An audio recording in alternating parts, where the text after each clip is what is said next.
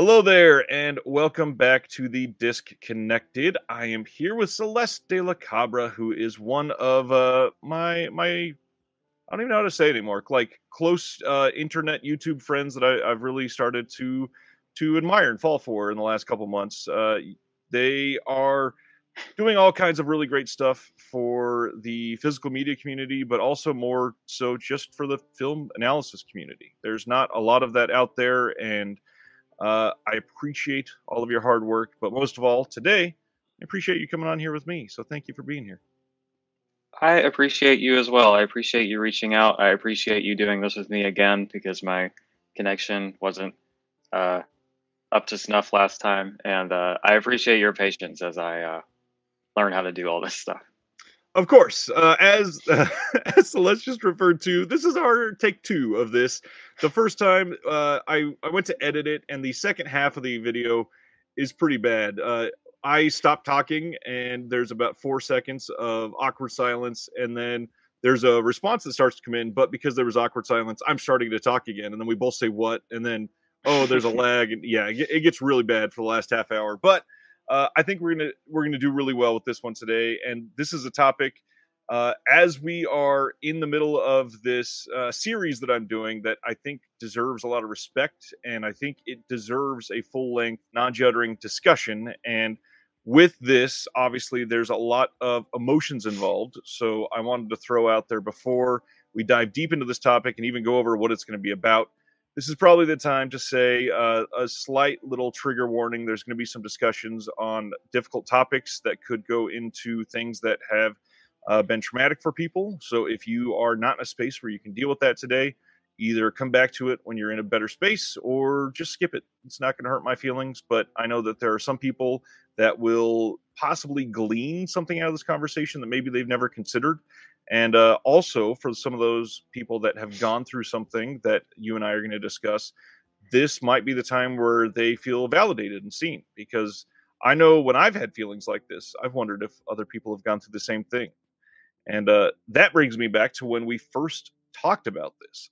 I was doing a discussion on KB Loves Movies channel, and after the discussion, Celeste reached out to me and said, "Hey, I really liked your topic about this, and I respect that you said that, and it was done in a thoughtful way." And I responded, "I mean, thank you for caring, but also maybe you and I could dive deep into that." So today we're going to dive deep into why some people might watch something related to their trauma and why that can be therapeutic or cathartic or a part of the healing process. But also, it just makes you not necessarily weird or abnormal. It could just be something that is a part of life. And with art, there's a lot of subjectivity, of course, and every single person's experience is going to be different. So we're going to share some of ours. So first off, why before we dive deep into like the deep emotional stuff, why don't you share what you try to do on your channel? Sure. So my name is Celeste. I use they and she pronouns, and on my channel, I like to discuss physical media a lot. But I also really like to put a premium and an emphasis on the films that are on the discs. I Yeah, prefer to see the discs as like a vehicle or maybe an excuse to talk about the actual films that are on it. right. Um, I've also been very proud of the work that I've done in my film analyses and reviews. I'm trying to do more of that uh, and branch out a little bit, try different things. But on my channel, basically what we're all about is treating films as an art form and treating them with thoughtful consideration and respect, and diving deep not just into elements of plot or performance or craft, but especially my favorite thing to look at are elements of theme, messaging, and politics that are within every single film that we watch. It's just a matter of how hard you want to work to find it. Um, so yeah, I hope to encourage others to think more deeply about films as more than just escapism or entertainment, and more so as like a work of literature or a piece of art, which is what I believe they are. So yeah, I think we do our best over here, and I really want to I say this at the end of every video, but I do my best to pride myself in fostering an inclusive and kind community. So, um, really, everybody except bigots are more than welcome to come hang out, and we'd love to have you. So, In other words, Celeste has a lot of the same values as myself because I tried to do the exact same thing. And just to highlight something that I did the first time we recorded this, it was timely because it had just come out when we recorded it the first time. But I really want to call attention to your analysis of Barbarian because, again, I think in a year that a lot of people have jumped to this is one of the greatest years of horror history, which to me is a little odd, which it might ruffle some feathers to a lot of people have been saying it. We're recording this the week of Christmas 2022. This mhm. will be coming out in January, but a lot of people are revisiting some of these films and talking about the themes and really hitting hard. Like 2022 is one of the golden years for horror, and there were some good films, but it really takes a lot to get into be one of the greatest years. But Barbarian, you really nailed a lot of the things that you could list as theming for that film and what some of those things signify and mean, and the way that the film really goes into this odd frenetic climax. I think is a nice place to really take the analysis like you did, and it's really important that we discuss those aspects because inherently most art has some other deeper meaning behind it. It's you could potentially say all art, but at least with Barbarian, it's not just a kooky kind of spooky film that people Mhm. were just kind of nonchalantly saying about it. There's a lot more to it, so it's nice to see somebody else that can feel a lot of the inherent deeper aspects of it.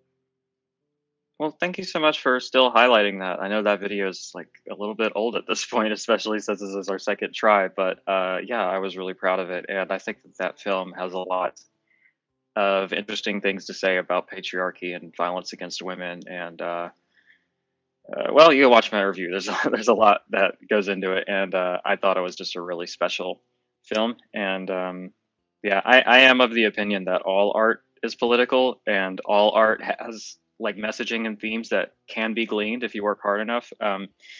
Like, yeah, I don't know. I typically challenge myself after every film to ask the question, like, what was the meaning behind that? How can I interpret this? Even if it's something Right. really, really silly or like trashy or campy or something. I really do believe there's something in there, even if it wasn't intentional. You know.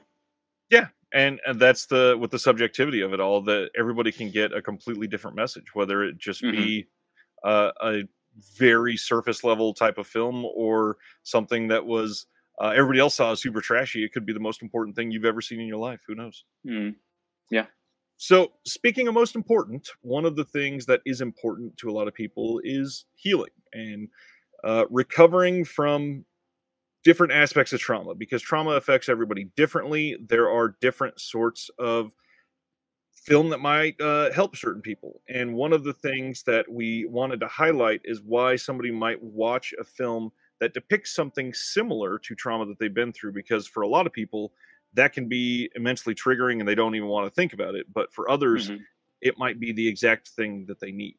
And so we're going to be Yeah. talking about some things like rape revenge films, a lot of these like isolation horror films. A lot, basically, a lot of the elements of horror is one of the ways that people really escape for some of this catharsis. But even a lot of dramas and a lot of those films that have those deeper meanings can be something that people just need to see in that moment in their life. So we're going to be talking about those, talking about why we watch them, and also maybe talking about some personal traumas. So, Hmm. first off, why don't you share what led to this discussion for you, and maybe start us off with a film and perhaps some trauma you want to talk about? Sure. Like you said, it was your conversation with KB. I believe you were discussing The Strangers, which I Yep. actually have since rewatched. I'm proud to say, and Nice. you were really talking that film up and really discussing how personal it was to you and how like it spoke to your own personal traumas and your own personal fears and things like that, and how it can is an example for you of how art can be used as a medium for healing. And I found that to be a really interesting um, angle to look at a film like that. or just films in general, because that's something that I've personally experienced and I like to talk about as well. And so, I reached out to you and I was like, hey, that was really good. Okay. Oh, I did want to say real quick, like I do totally understand that way of being where the object of trauma is something that is really hurtful to re-experience or to see or experience again in a way that is unprompted, or even if you're prepared, it could be really difficult. There are certain traumas that I had and there are certain images that are still really difficult for me to see. And for a while, I just couldn't, like, at all. Like, it was something that I actually had to expend a lot of mental energy to avoid. And Right. that fucking sucks. Like, I know that that sucks. Um, but on the other hand, I also, and I think more so lately, relate to the aspect of this where I think often when we go through something like that, or when we're in a lot of pain, it really feels as though like we are alone in that, or that there aren't other people out there who can Right. understand or can help. Um, and so I think art is a really effective way to cut to the heart of that without just like, I don't know, listening to a lecture or reading something like Right. nonfiction, which of course is super valuable, and I definitely recommend that as well. But there's something about the power and the subjectivity and the emotion that comes with a really great piece of art that can really expedite that catharsis and can help you see it in a new light, or empathize with other people, or even show you like a way out of that, you know. So yeah, I guess I wanted to start off by saying I really do understand both sides of it, and everybody's healing process is different, and you shouldn't feel bad about that. um, but yeah, let's talk about Robert Eggers' The Witch. That's a film that's really special to me, that I've seen 3 or 4 times now. So I think the biggest personal trauma that I have experienced would be my pretty fundamentalist Catholic upbringing. Um, so, being the person that I am, clearly that was not an environment that was conducive to my true self, and it Right. was something that faced. I mean, I could call it resistance, but it was more like just straight up stifling and like denial, and all sorts of things that uh, I look back and wonder why I have so many problems with my self esteem, and I'm like, oh, Right. that might have something to do with it, you know. Um, so there is something to be said about how Robert Eggers in that film uses religious fundamentalism as the source of horror in and of itself. Like, there's obviously, oh, I guess this is a good time to tell people that when we mention the film we're about to discuss, we're probably going to spoil it. So you might want to skip Absolutely. ahead if that's a big deal for you. And yeah, I'm going to spoil this one. So, at the beginning, we see that this child has been taken by, I mean, it's assumed to be a witch. That's what they assume it to be. And that, of course, is scary, but like, it's not as effective as the elements of the family themselves. Like, they've chosen to put themselves in this isolation Right. due to an ideology that is so strict and unmoving that they can't even relate to other people anymore. Like, they have to, uh, I mean, it's just 90 minutes of like self-flagellation and blame and all these things that I've experienced in my whole life. And Right. just the first time I saw it, like, maybe fear isn't the right word for it, but I was just like, I couldn't look away, and it was just horrifying to me, like, to see it. It's definitely a more extreme version than anything I experienced, but Of also course. we're talking about like the 1600s versus now, you know. That there's a lot of parallels between what those children went through and what I did. You know, and what I really love about what Eggers does with the film is he's very honest about how horrifying that is, even without the supernatural stuff, you know. And by the end of it, the source of horror that you're supposed to be scared of, that would be witchcraft and Satanism and all this other stuff, it becomes subverted and becomes this point of liberation and freedom for Anya Taylor-Joy's character. she like makes a pact with the devil and sheds her clothes and joins a community of free, like-minded people, and is finally freed from the shackles that religious fundamentalism and her family unit had imposed on her. And that to me is just such a powerful and cathartic ending. Um, it's also really bold, I think, too. Like, I know that, like, I don't know, so depending on the crowd you talk to, people will be like, oh, Satanism is just like edgy shit. Like, like nobody, you know what I mean? But for some people, me, that really is like a powerful thing. And, when you're raised so in a religious context or whatever, and you eventually grow to reject that, I don't know if it'll show up, but I have Gustave Doré's Lucifer Falling tattooed on my arm because it's just something I really identify with in its aesthetics and its messaging. And this is a film that I think really encapsulates that and does something really beautiful with it in like a 5-minute scene. And I think it's really special. And yeah, I think that's like probably my favorite modern horror film, I think. Wow. Yeah.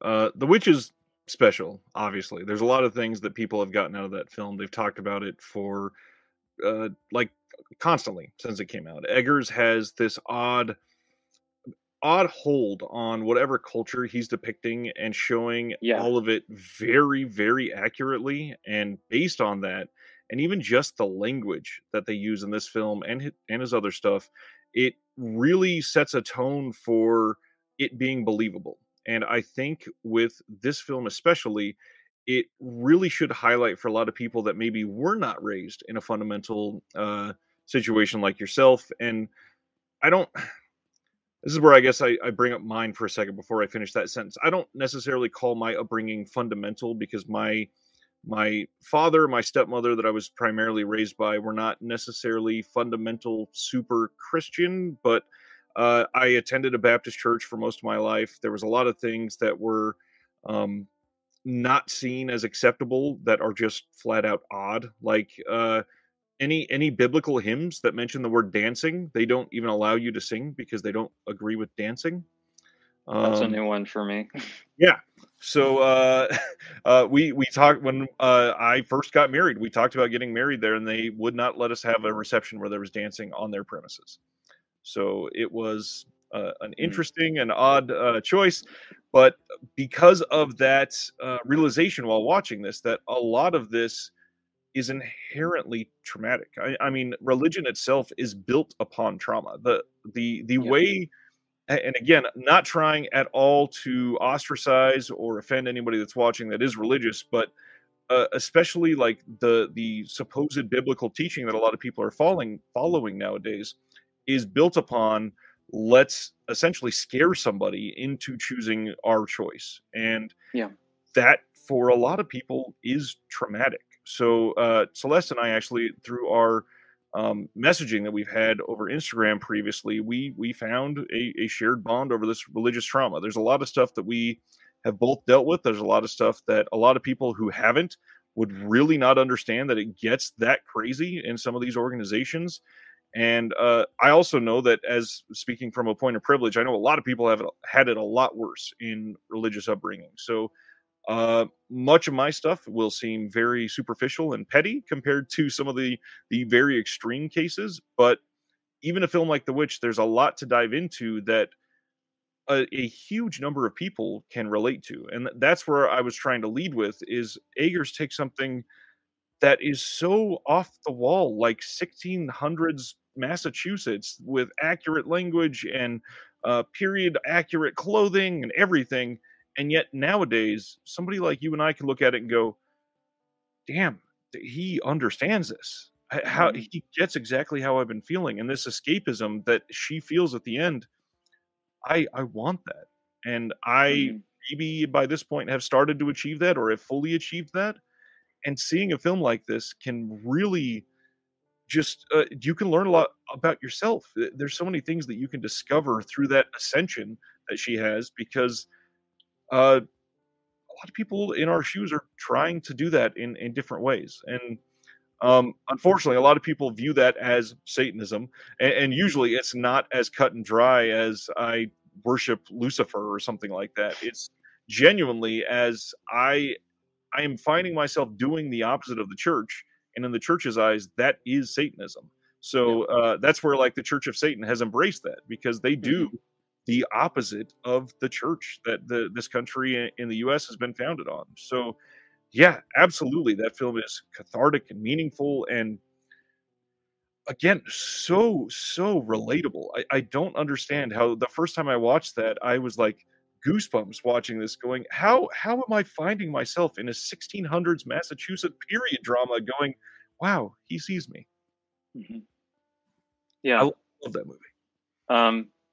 I have two thoughts to close out this as you were talking. The first is that I do want to go ahead and say that just like I don't know that it is a productive line of thinking to be like, oh, my trauma is kind of like nothing compared to other people. Like, Right. I'm sure we could have a competition about that, or people in the comments could be like, that's nothing. But Right. like, especially when you're young, your experiences are only relative to each other, and the effect that that has on your mind is unique to you.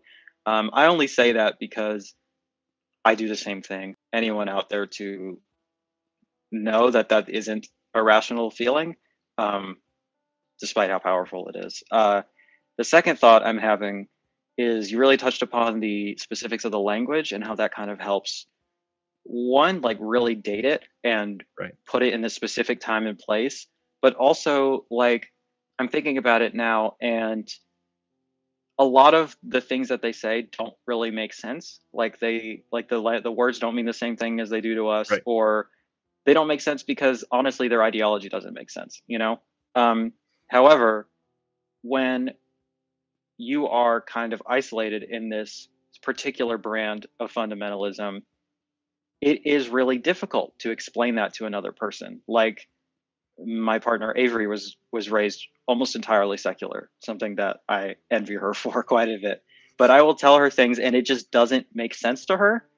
And I'm like, I can't really explain it. Like you had to be there, I guess, Yep. or you had to live it. Like it doesn't make sense in retrospect, but within its own logic, like you understand why these people feel guilty or feel as though they deserve to be punished for X, Y, or Z.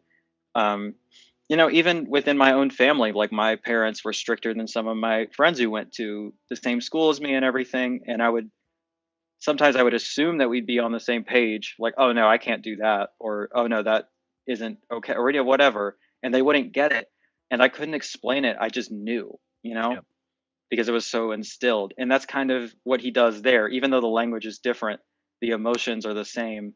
And I don't know, if you know, you know, you know what I mean? Like that's kind of how it is. But yeah. Watching that film and attending like a very, I don't know, a very formal religious procession, you get a lot of the same feelings, because maybe 10% of the words you're going to go, hold on, there's something a little off there, or am I stupid because I don't actually understand that? But I'm going to look at the context of it, and I'm going to kind of fill in the blanks. And Yeah. unfortunately, the way that religion has done that for a lot of people has led to a lot of assumptions being put in place, and has led to a lot of different interpretations. And nowadays, that is rearing its ugly head every single which way, because there are arguments over which translation they're following. There are people that don't understand that a lot of these translations that they're following have only been in place for like 80 years. And this is supposedly something that you are building your entire life on, that was from 2100 years ago or whatever. I mean, that's just not real life. Like a lot of the words that they think that they're holding dear and using to criticize the actions of others, they were never in their form of the text before like 1948. So Yeah.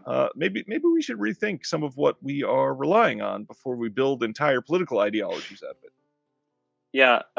As a person who was raised, you know, in a very specific interpretation of a very specific type of Christianity, like we're talking about subgenres of subgenres Right. in one religion at this point, you know?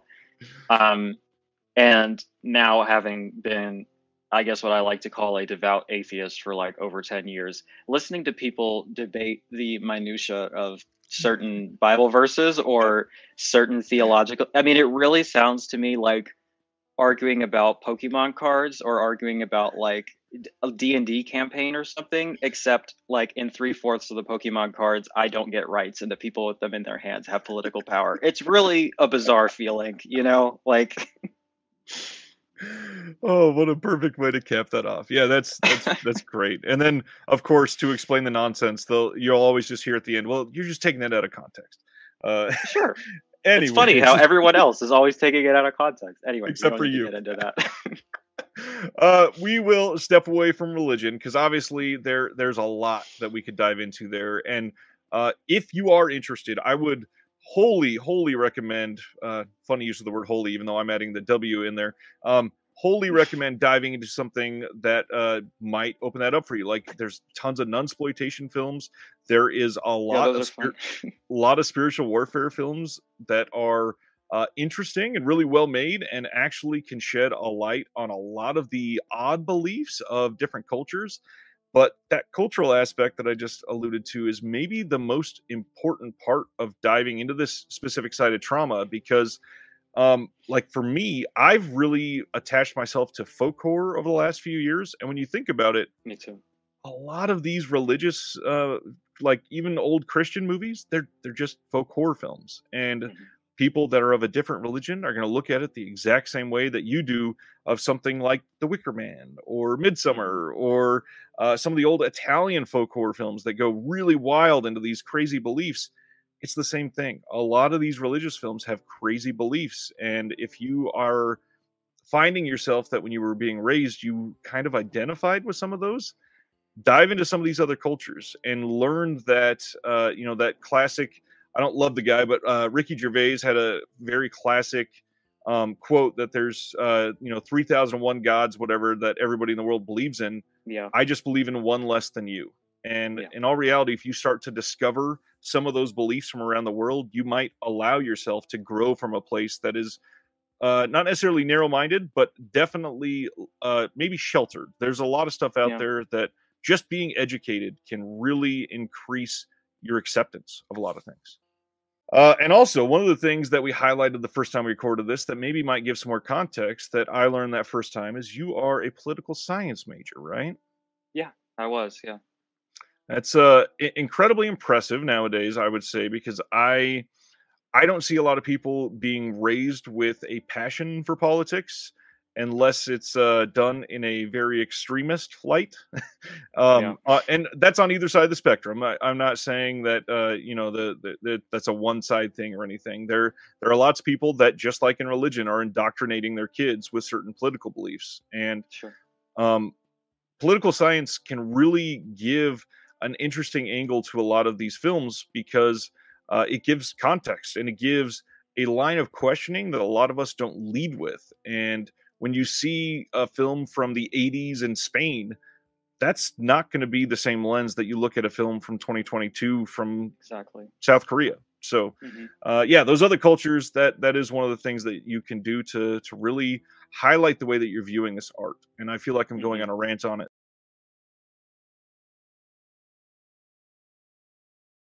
In an attempt to not just keep hammering on the religious angle, I guess let's talk about Eyes Without a Face, which is uh, it's kind of a French body horror film, but it's also just kind of a psychological drama thriller, I guess. There was a period of time of a few years where I would have said that this was my all-time favorite film, but I've rewatched that and a few others, and it's not quite there these days, but it would still, make some kind of list. Um, I just connected with it in a way that I don't often see uh, written about or spoken about. There's clearly this element of identity, and specifically of female identity, and of like feminine beauty and beauty standards. Like all these things are happening at once. Um, Essentially, it's about uh, a young girl whose face has been mutilated in some way, and her father is a scientist, and he has taken it upon himself to fix it and to graft a new face onto her own so that she could, become beautiful again. And he does this by capturing women, and it's a whole thing. But, um, you know, it's essentially about this sort of, again, this sort of imposition of identity and of beauty standards that she hasn't chosen. Like, she's upset in various points through the film, but it's never clear that she's upset because, it's actually affecting her. It's affecting the way that others perceive her. And there's something about that is extremely relatable. That idea that you have to constantly be thinking about how others perceive you when you are thinking about your own identity and your own presentation. You know, as a non-binary person, a trans feminine person who has had to come to terms with that relatively recently and who does not have the biggest amount of familial support in regards to that. It's something that I've had to think about constantly, and it's not something that I can kind of freely explore on my own. It's something that always has a big asterisk and a big caveat to it, And I don't know, this kind of like literal deconstruction of like beauty standards and identity. I don't know how much of that was intentional in Eyes Without a Face, but like as soon as I saw it, I knew on some level, like to me, this is a trans film. Like this idea of, I don't know, especially a parental figure or just people who were there before you were born, like saying, well, this is how you're supposed to look. And like, I'm not even going to ask you if that's what you wanted. Like, we're just going to, go to the ends of the earth, do all these horrible things, all in the name of preserving this kind of gender binary and this kind of platonic ideal, I guess, of what femininity is supposed to be. And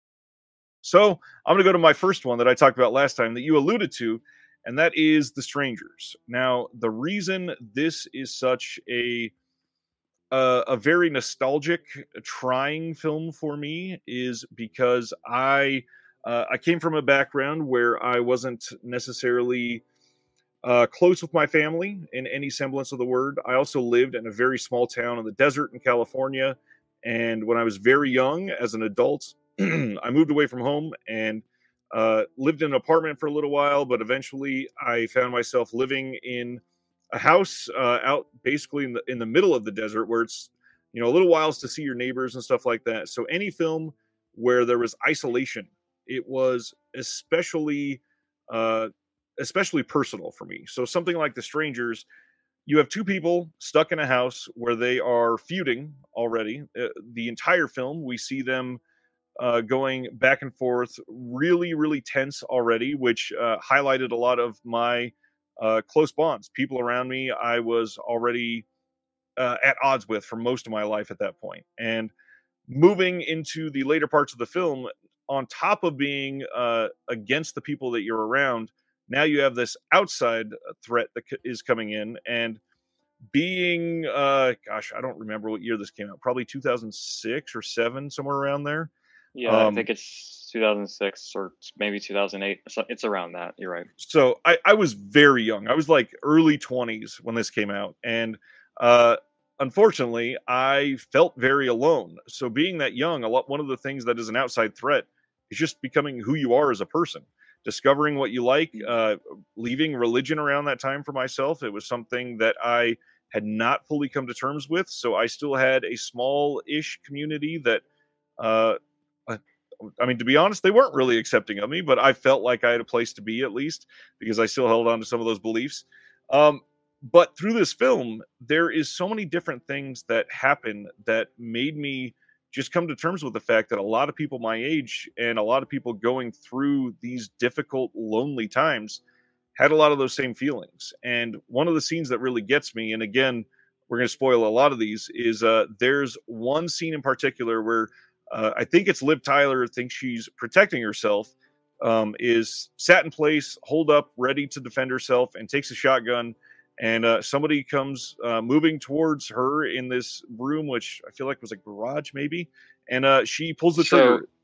Go ahead. I just watched it, so I can Yeah. correct you if you want. Hit me. It's the guy in the situation, and his best friend comes up early because he's been asked to take him home because they just had a bad fight or whatever. But he thinks that it's the strangers or whatever. And so he's holding the gun in the closet, waiting for the guy, who is played by one Glenn Howardson, which is fun as a Sunny hilarious fan. Nowadays. Anyway, yeah.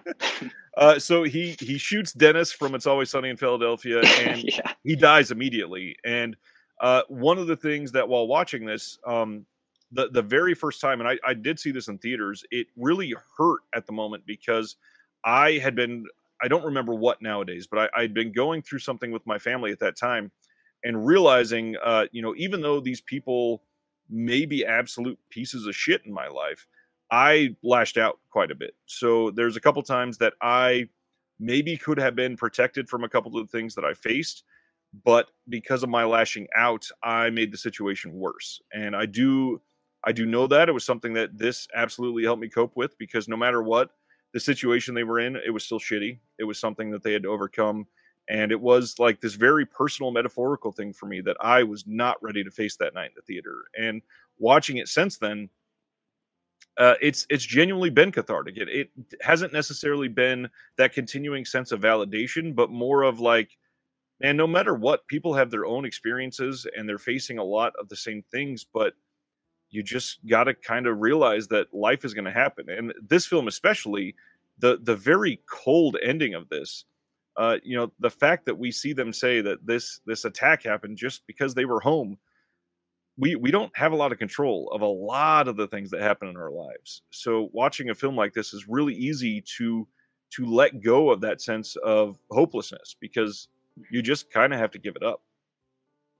Yeah. So now I'm curious, what did you get out of it, out of recent watching?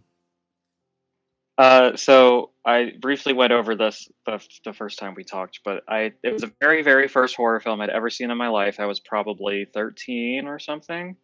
And it had been out, I don't know how long. But my cousin was like really into horror films, and he was like, you should really watch them. And for a while I wasn't allowed to watch them. My parents wouldn't let me. But at a certain point, they relaxed a few things, and like it was more so me being scared of it. So I was like, all right, let's do it. Just hit me with a recommendation or whatever. Just pick one. Let's do it. And he picked that one, and it didn't scare me even like a little bit. And so I was really disappointed, but also relieved. Like this kind of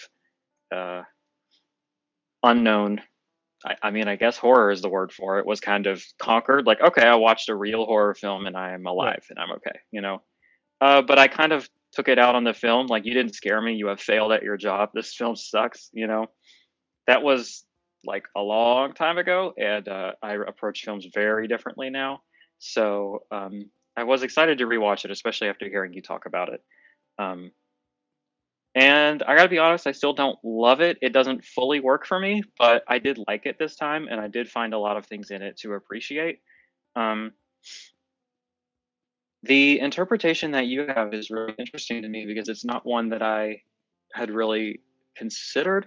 To me, the film is very political in how it kind of explores this idea. Like at the beginning, it kind of fudges some facts about like violent crime in America.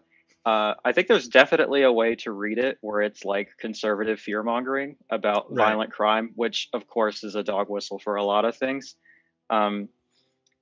But there's also this element to it. Me and Avery watched it together, and I was talking to her about it. I was like, that film felt very reactionary and very conservative to me. But upon some reflection, like, okay, so in this sort of conservative fantasy that the film presents, where at any moment, like comically evil slasher characters could break into your home and murder your whole family for no reason. The thing you want is a gun, right? Right. But in the film, the only time they successfully use the gun is to shoot somebody that they love, which, if you look into the statistics, is what happens a lot. So I was like, I mean, kind of exploring this idea and showing the cracks in it, So I don't know. I think there's a lot of interesting ideas in it. I do like the interpretation of like this kind of exploration of the lack of free will, or the kind of um, like we feel like we have complete control over our safety and our families, and that's just Right. not true. Like there's certain things that are out of our control, which is a scary thought, but in some ways it's a liberating thought as well.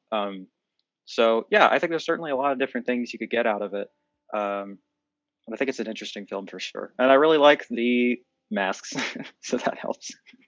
The masks are really nice. I actually I don't think we talked about this. Did you ever see the sequel? No, I didn't. Honestly, you may actually like the sequel more. It Hmm. is not remotely even similar to this film. Hmm. There is one very well shot scene that is stupendous, that is done in a swimming pool. So when you watch it, you'll remember that's what I'm talking about. But flashbacks to like the neon era of the 80s, and in such a weird, like almost Jaws facing way. And the Hmm. second movie is insane. You can't go into it expecting anything remotely similar to The Strangers, other than hey, the masks are back. But it's fun. It's a good movie. Cool. I'll have Um, to check that out. I always appreciate a sequel that try something new. You know, well, and now supposedly they're working on like another trilogy of films that are it's a reboot and not even related to the first films or something. I'm very curious to interesting. see what comes of that. Yeah. The other thing, those were like the two big ones that we wanted to talk about. I really wanted to highlight something that I kind of touched on there for a minute for me, and that's with a lot of horror. I really attach to the idea of isolation. Um, Being the way that I was growing up, I isolated myself from a lot of people. I had an alcoholic father. I had a verbally abusive stepmother. I had people in my life that were really negative, and based on that I stayed in my room a lot. Look, classically, like a lot of people from around my generation, I chose to do a lot of hobbies so that I had to spend less time at home. I chose actively to uh, find some sort of solace in things like reading, writing, going on long walks by myself. And a lot of these films, they really highlight that feeling of isolation in some great ways. There's some films that try to do it that aren't always successful, but those ones that really hit it home, being isolated when the only thing that can actually help you in that moment, it feels like it could be being surrounded by people that can protect you, is a genuine fear for a lot of people. And Yeah. one of the things that I have felt in a lot of these is this validating sense through my continued ability to be successful as an introvert, I guess might be the best way to say that. And a lot of people question that because I do things like the channel. I've got two young kids and we go do our outings, whatever, to make them have a nice, fruitful life. But in all reality, I am best served just time by myself. The ability for me to sit and like recharge through my Yeah. own ability to focus on myself is something that if it were taken from me would ruin a lot of my life and a lot of my feelings about myself. And Hmm. so in some of these films, that sense of somebody threatening that isolation where you're off by yourself in a very vulnerable state is Hmm. all too real, and something that has certainly affected me. And again, just like you said, a lot of these films don't necessarily scare me anymore, or maybe never truly did, but the Hmm. emotions that they can conjure while watching these are very important, and not just for the idea of fear, but for the idea of validation. Hmm. Yeah. I think that in horror films in general, when you're talking, I mean, fear is typically the primary medium through which we get these emotions across, or the starting point. Right. But I feel as though it is a great place where extremity is sort of expected, if not, appreciated. Right. Whereas in like a drama, if something really horrible was to happen, that's like a big deal, like it could blindside you, or it's not par for the course for the genre. But for, I don't know, there's something about horror films where this sort of emphasis on the most extreme forms of the human experience I find to be a really important exercise in empathy for other people. Um, I find that it is a safe place to explore these things that we all sort of feel and fear. Right. And especially for people with traumas, like it is a safe place to explore those experiences and to see other people emotionally react to them and get through them or not. But that's kind of how I feel all art is that it's a safe place to explore empathy and to um, work through emotions or experiences that we might not get a chance to in our everyday lives. Um, and I guess horror just kind of has aesthetics that work for me personally, but also it goes to places that are deeper and darker that other genres are often, ironically, kind of scared to explore. And um, I might be talking in circles a little bit at this point, but I do think that it is an important genre for empathy and for emotional growth. That exercise of empathy is kind of the most important aspect of this, and something that I wanted to lead into next. I had mentioned rape revenge films at the beginning, and for this especially is something that I think people have shied away from for many years. Obviously, the classic films that really have this nasty reputation have affected people for decades. Like I Spit on Your Grave and Thriller that Vinegar Syndrome just recently put out. They have this reputation that kind of supersedes them in a way that people just say, "Oh, I'm never going to watch that." And the hard part nowadays is the same way that it is important for us to learn like the motivations behind some of the biggest conflicts in world history. Some of these films are important to see through that sort of lens, just in empathy, because just like we can in history, we don't want to repeat a lot of those mistakes from past years. And somehow we have we have an entire underbelly culture nowadays that are thriving on this idea of like men being owed sexual pleasure from women, and men that find it okay to send unsolicited pictures and a lot of those things. And the hard part is these rape revenge films. You may not physically be raping somebody through some of these actions. However, they're kind of comparable, and a lot of people are not understanding that. Like the idea of watching I Spit on Your Grave and just like laughing at the way the guys get tortured is the wrong way to look at it. This is an atrocious film that is here to explain to you how much this woman went through that is traumatic, and her response to that specific trauma.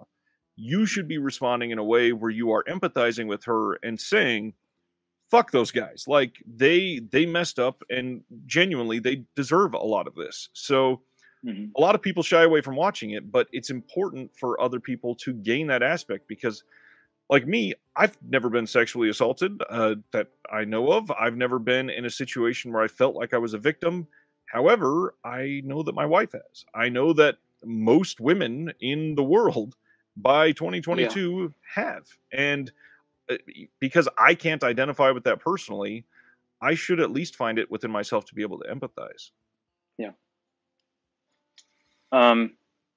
So I want to take a second to kind of defend the genre of rape revenge films, and also to say that a lot of the ideas I'm about to put forward, I have probably subconsciously stolen from other more intelligent writers on the subject that, like the Faculty of Horror podcast did an excellent episode on rape revenge films.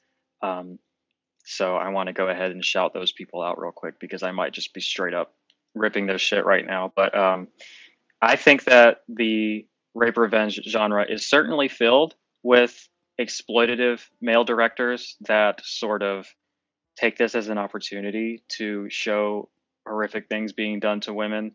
I know that these people exist, and I know that these films exist. But I do think that a lot of them, if not most of them, and let's take I Spit on Your Grave as the kind of quintessential example. I think a lot of these films only exist or only work if you are empathizing with the woman. Like, that film isn't scary if you are empathizing with the men. I guess it is at the end, but I mean, that's clearly not where the narrative is being Right. framed, and that's clearly not where the camera's perspective is. Um, we are clearly following this woman's trials and tribulations and seeing her go on an arc of redemption and revenge. Like that only works if you place your empathy on the woman's experience. Right. I think that it's a great film. Honestly, I do think that it's a really brave. Like her performance is extremely brave and really harrowing and just really impressive. I think it does a great job of making sure you stay with her pain as opposed to, I guess, empathizing with or with the male characters or being voyeuristic in their violence. And, you know, I also think that the films only exist because they are kind of a fantasy of what society and, you know, it's complicated, but let's say generally women want to see in society, right? Like the fantasy being of being able to kill your attacker only exists because that justice doesn't exist in real life. As is, I guess, what I'm trying to say. Like, rape culture and patriarchy and misogyny are still so terribly embedded in every aspect of our society, even in more progressive or, you know, left-leaning spaces or whatever. I see it all the time. You know, it's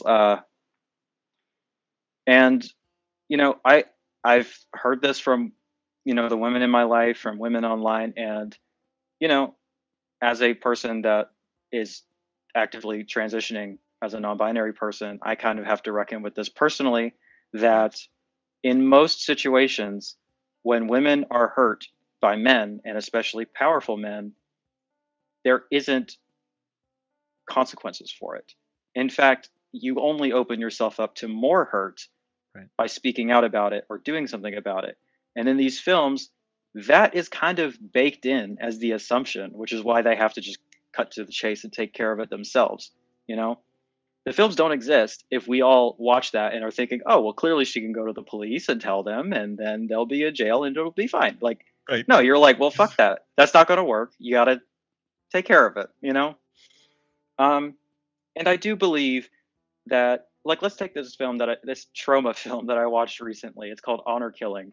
I'm not going to lie to you. It's one of the worst films I've ever seen, but I really admired what it tried to do. Like, the director, she wanted to make like a rape revenge film that really, really hones in on the things that I'm talking about and just take that all the way. And, you know, there's really no time spent with the men in the film or sympathy towards them at all. I'd say it's worth checking out. I personally didn't like it at all, but I do really want to shout it out, and I do respect it because I think it kind of goes to show you that more modern directors, more modern women directors, Revenge is a film that also kind of goes into what I'm talking about. Love that movie. It's really great, but like these newer female directors are seeing those older works and they're like, there's something here. Like you've gotten most of the way, but let's kind of finish it. You know, let's kind of add our own voice to this. Yeah, I don't know. I guess what I'm trying to say is that if that wasn't there at all, I don't know that we'd be seeing so many women directors making these types of films in their own way, as like expanding upon it, as opposed to just like, fuck that, that's all garbage. You know what I mean? A lot of the stories that we all just you somehow ingest growing up that are classic to us, like the Disney adaptations and classic fairy tales and what have you, that we all just know inherently by being human, basically. A lot of those, they only work because there's comeuppance for a villain. Otherwise, the story is a waste. And you know, back then, that was seen as literally this common phrase, the moral of the story of why something doesn't happen. And unfortunately, nowadays, justice is not inherent in a lot of stories. And when I say stories, I'm not talking about art. I'm talking about the story of humans and the fact that it is something that we are still fighting for and clamoring to protest and to try to elevate. Just awareness is showing you enough that there is not this comeuppance. And because of that, these films should exist to show you the plight of some of these other people. And that's where again, that empathy is maybe the most important aspect of some of these films, because if you can't even place yourself in that moment and understand the vitriol that this person is feeling in response, and you're like, yeah, I mean, she dressed that way, she had it coming. Like, you are the piece of shit. You are the one that deserves that come up. And again, if there are unsolicited messages sent to other people, if there is something that reach out to somebody and they say they're not interested, and you call them names in response simply because they're not interested, you are that person. And Yeah. this, in a way, these films are depicting that, and you have to be able to find that within yourself, or I'm gonna be honest, you're kind of broken. That's what these movies are. Mhm. Yeah, there's a really great scene in I Spit in Your Grave specifically where that is kind of explored. I remember being kind of shocked by it. One of the men is essentially, I think he literally is saying like, "What? Come on, you obviously wanted this," or it's just like you're out, looking all sexy and like, what am I Right. supposed to do? I was like, wow, this is we're still not past this, huh?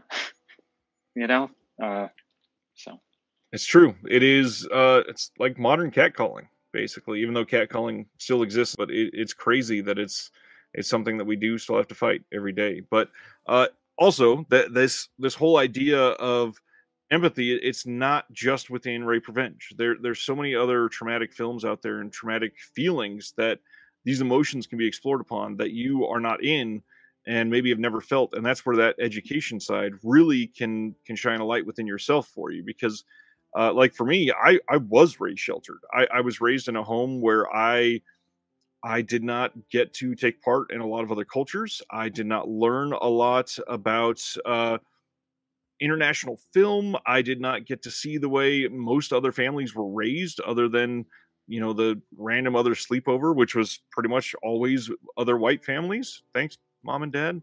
The way that they set everything up for me through my upbringing, coupled with religion, was meant to be this bubble that they probably justified to themselves that was for protecting me. But in all reality, that education can change somebody's life in a way that they open up to this view of actually caring for other people, which unfortunately a lot of people are missing nowadays. And that's where I would say explore some of this maybe more extreme cinema.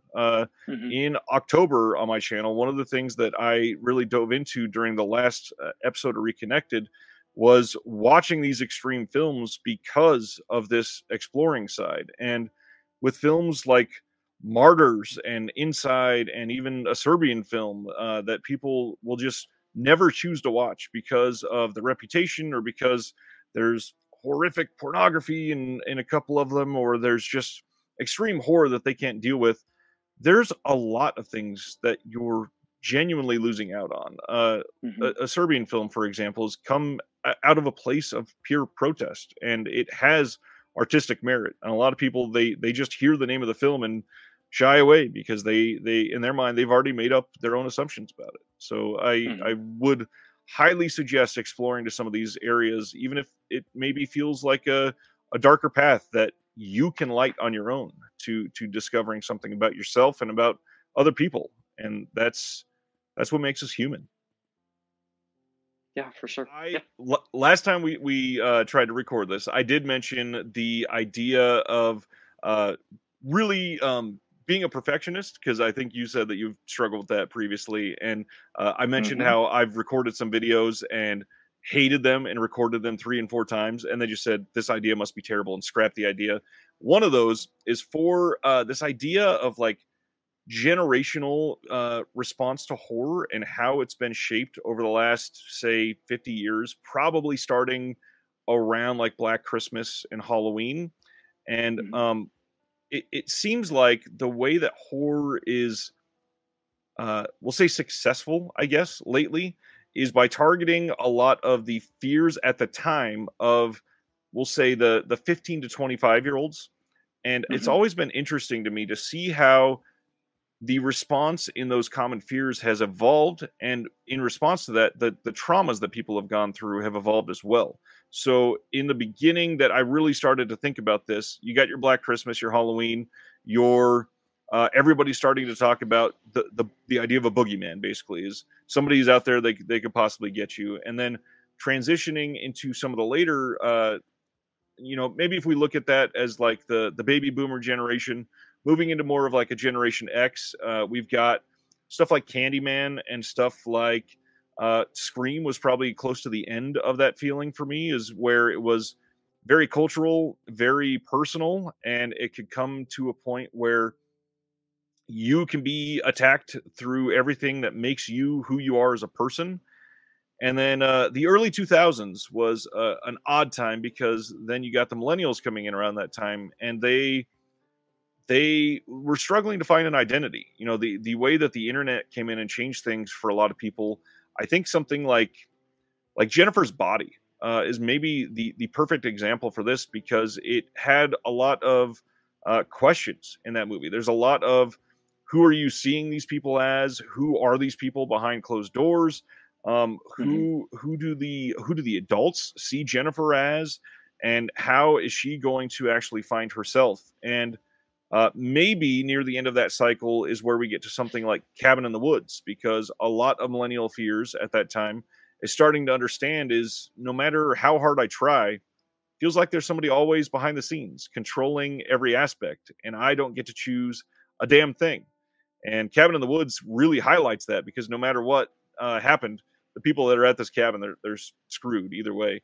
And recently, which if we're looking at this whole Gen Z model, did you get to see Bodies, Bodies, Bodies this year? No, not yet. Actually, my girlfriend bought me the Charlie XCX long sleeve T-shirt from it for Christmas. So I'm going to be making it a point to see that as soon as possible. So you did not see Bodies, Bodies, Bodies, and for a lot of people, I think that they saw this as a film that they were turned off by based on the trailers, and they just actively chose to not see it. And I will push back against that. I went and saw it in theaters, and it is maybe one of my favorite films of the year. And the reason being is it really highlighted the difference between millennial and Gen Z thinking on how they are viewing this whole like the internet side of things, because Gen Z has been raised on it. They've seen it from birth. So millennials, thinking back to like the early 2000s, the Jackass era, the whole leading to like the Cabin in the Woods time, like around 2012, a lot of people focused on not having a reaction to things. It was this attempted like public apathy, which I still don't understand. Like just saying, nah, bro, I don't care. I don't get that, how that was cool for a while. I entirely blame South Park for that. Yeah. I think South Park ruined like a generation of empathetic thinkers with their brand of humor and their like, they say they make fun of everybody, but I think the through line of every single one of their targets is, oh, you had the audacity to care about something, and I'm going to make fun of you for it. I can see that, yeah. I will say it's still funny, but I blame it entirely. That makes sense, and that's how art can be subjective in multiple ways. Bodies, Bodies, Bodies, it really shows the difference nowadays, because it highlights this exercise of public empathy and how people are doing their best to seem better than other people based on how they care or show that they care about something. Because maybe a lot of people, behind the scenes, they don't actually give two shits about what they're talking about. So Bodies, Bodies, Bodies, I think is a nearly perfect horror film for those that are, say, 15 to 21 right now. But they're probably going to respect it less than maybe somebody that's 25 to 30 who's seen the ebb and flow of the early 2000s leading into now. And that's why, identifying with these certain generational gaps and finding that catharsis in, I may have felt like an idiot for things that I did in the early 2000s, but I guarantee they're going to feel like an idiot for this as well. And what we can choose to put our actual emotional stakes behind, it matters to a lot of people. And it's the important thing is it's got to be genuine. And unfortunately, through stuff like Bodies, Bodies, Bodies, they show the truth of a lot of like social media and these public outcry platforms, that a lot of it is not genuine. It's just a matter of trying to gain clout, perhaps. Yeah. That's a subject that is always really thorny, because there's a lot of people that want to take advantage of the very real thing that you're describing and paint a broad brush and uh, kind of use it as a escape from any and all consequence or criticism. From what I've heard about the film, it is discussing these things, but from a kind of in-group perspective, as opposed to like a reactionary Right. sort of right-wing perspective. That's a really tough thing to pull off, and so I'm definitely excited to check it out and see what sort of things it has to say about this kind of current moment of online politics and discourse.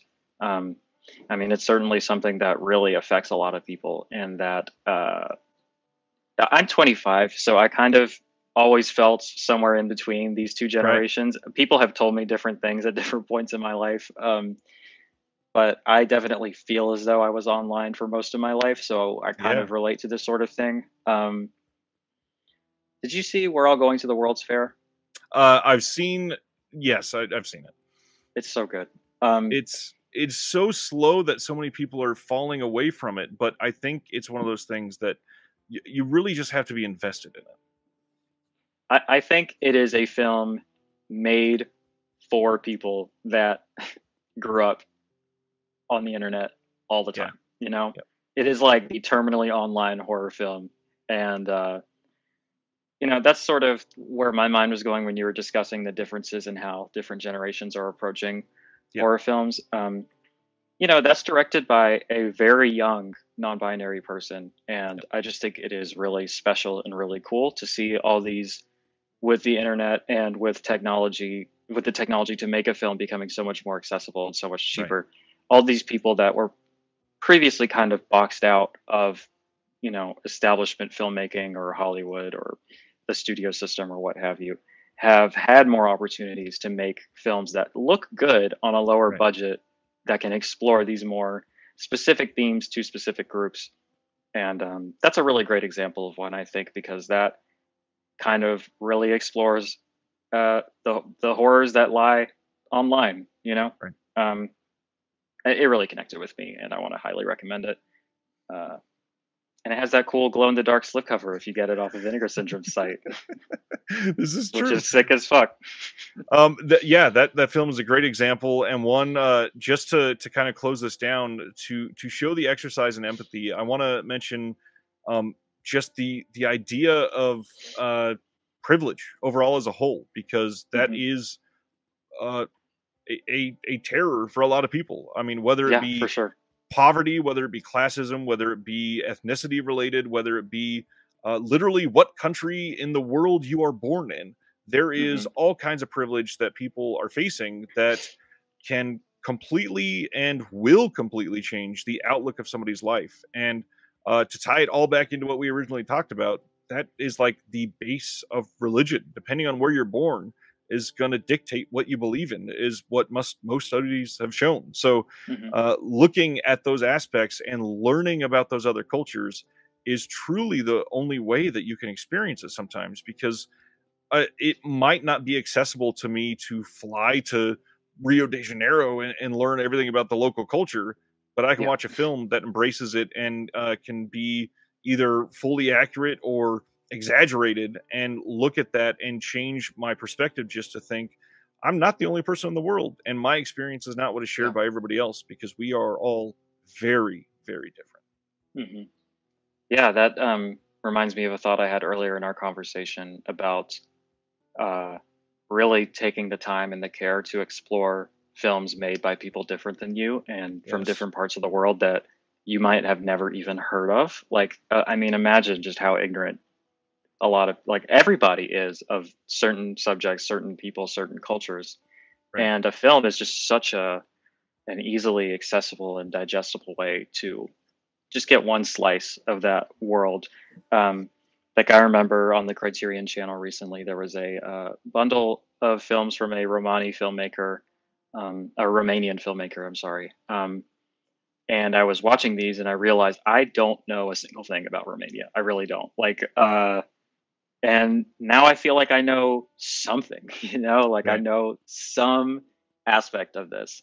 And the unfortunate thing is that these aren't the types of films that are being pushed by algorithms and things like that. These are the kind of things you have to one, recognize that you're missing, two, have a desire to fill in those gaps, and three, put in the work to fill them in, you know? And it's easier said than done, you know? Like, I know on my Letterboxd stats, it has the world map of films that you've seen from, and there's just some really glaring omissions in parts that you would expect, you know? Right. Like there's 1,010, you know, there's like fucking 1,500 films or whatever from the United States, and then like 10 for all of Africa. Like that is, when I see that, I feel personally embarrassed. I'm like, that Right. is a failing on my part, but it is also just a failing on the film industry as a whole. That if you, I mean, I think that's pretty good for most people that Yep. have seen any, let alone in the double digits, you know, like most people, I think, couldn't name you a film from Africa, let True. alone have seen one. And that is a really glaring failure. And I mean, books have been around for this sort of thing forever, but I mean, I don't have to tell you that like that films are a very specific form of a very powerful, or very specifically powerful is the word I'm trying to say. Right. Like you can't substitute the image. And also, I mean, we're talking about generally a 90-minute runtime versus a month reading a book. You know what I mean? I was going somewhere with this, I'm sure.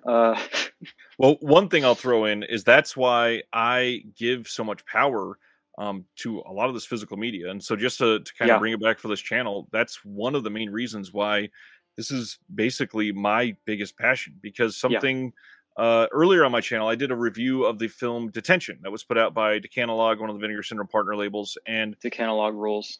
they are amazing, incredible. But I watched the film and I liked it. It was well made. It was entertaining. It was good. But then I did what I try to do with most of these releases, as my wife slept on the couch next to me. I went through all of the special features and immediately read through the booklet. And going through the Yeah. special features highlighted a lot of the history of why it was made, because it's a video game adaptation into a film. But then the booklet shared a lot of the historical context of the actual plight of what was going on behind the Exactly. film. And because of the ignorance of American education, only really focusing on American history for the most part, even when they're talking about world history, it's in our context. I had no clue about anything that this was talking about. So I took my experience with Detention, I took my experience with the booklet, and I spent probably a combined like 12 or 14 hours or so just researching the hell out of the history of this and going, oh, this is like fucking genocide. How do I not know anything about this event in history? It's affected so many people, and just trying to like drink it all in. And the truth is, we can do that for almost all these films. There's a Yeah. lot that can be gleaned in different manners. So it's not all it doesn't all necessarily have to be international focus. It can be something internal that you're focusing on somebody else's plight. It can be something where you are focusing on a different gender. It can be something that the idea of classism or protest cinema can be enough to make you realize I am not everyone else. But then, if you want to take it a step further, something like Scorsese's Criterion World Cinema Project,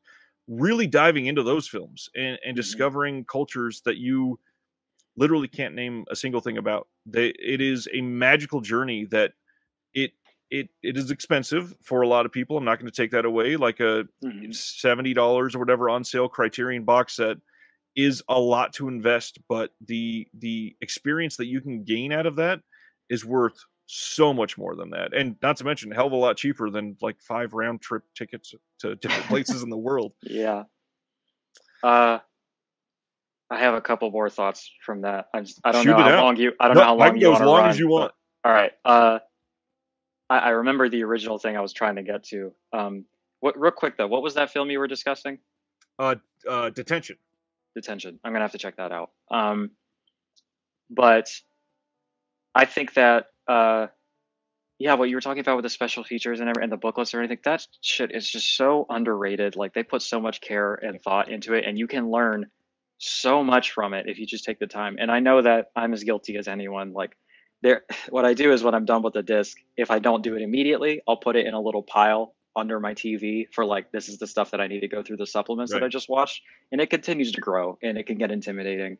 And I understand time is precious and it's hard to go through all that stuff. Right. But I mean, even if you just watch one or something, you really can get a lot out of it.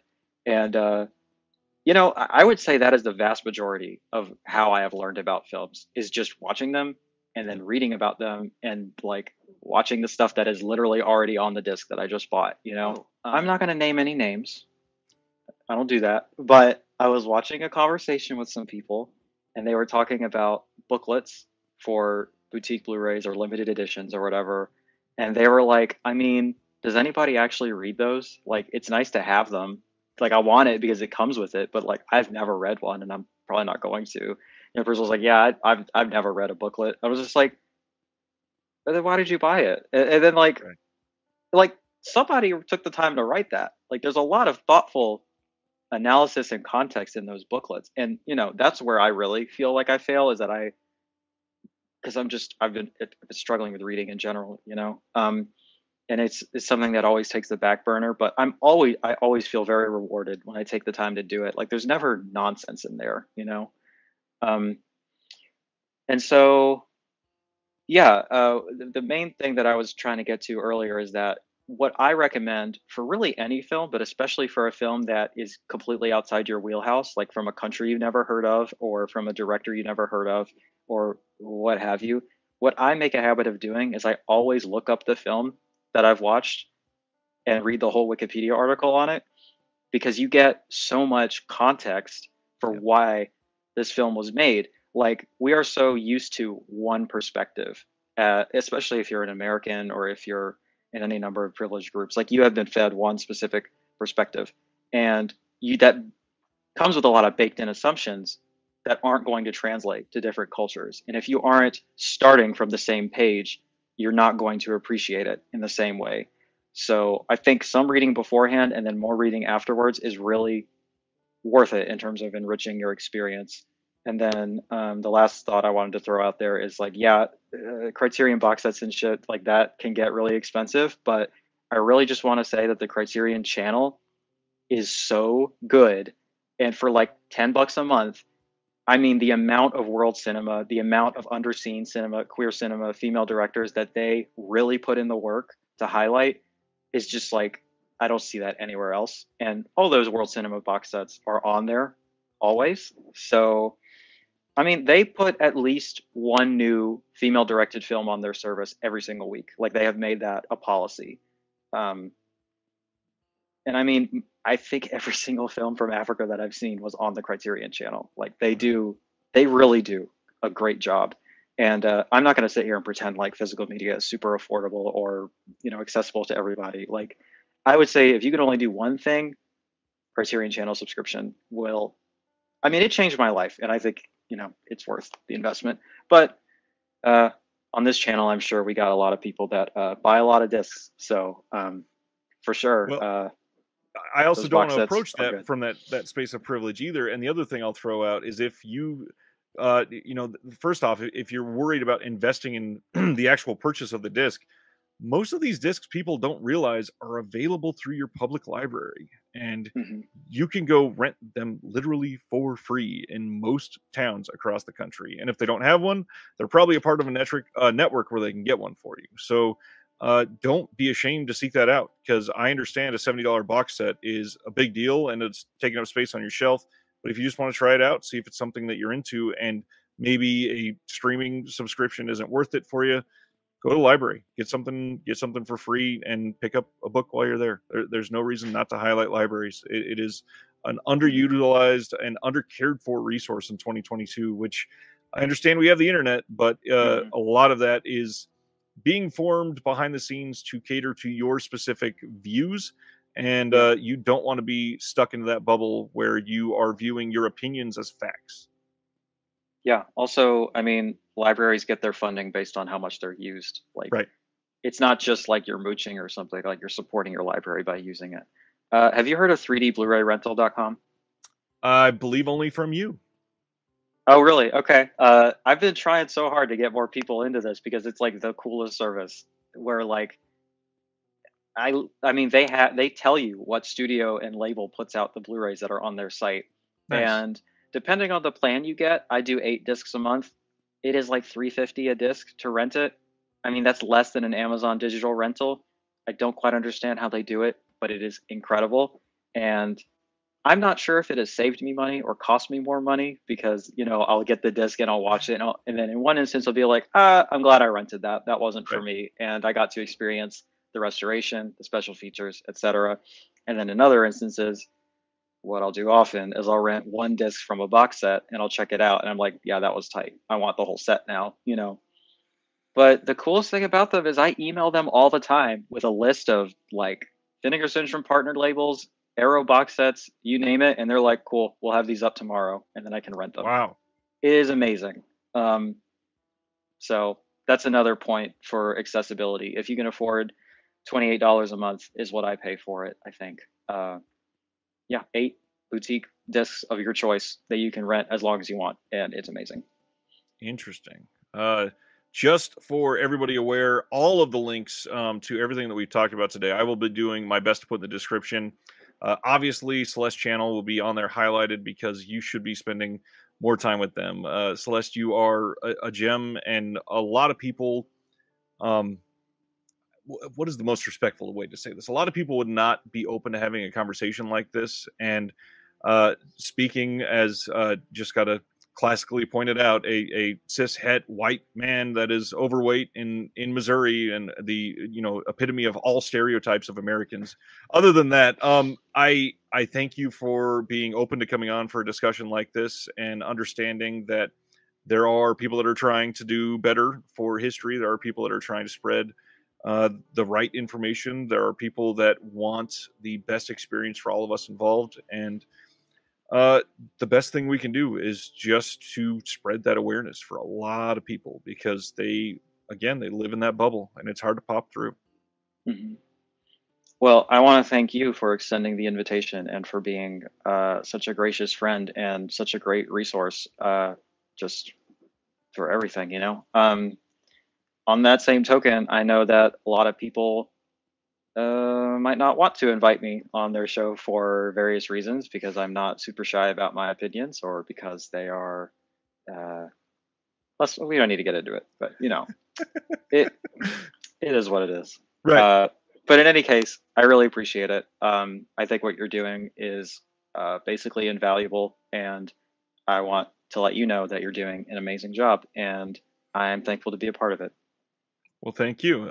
This, again, is going to be, by the time this is up, everybody will know that this is a series of 3 conversations with individuals that are either female identifying or non-binary and coming from a perspective that well, first of all, I struggled to find for this channel simply because a lot of the history behind the hobby and industry is so male focused. So I wanted to be able to shine a light on other perspectives, but show that the depth of knowledge that people have can really shine on these other segments of society that get, I hate to say such a word, but like undervalued by people without even the blink of an eye. So the 3 very different conversations are important, and I hope people give them the time of day and realize that we should be doing what we can to surround ourselves with a diverse crowd for that reason, because otherwise it might be where you are finding yourself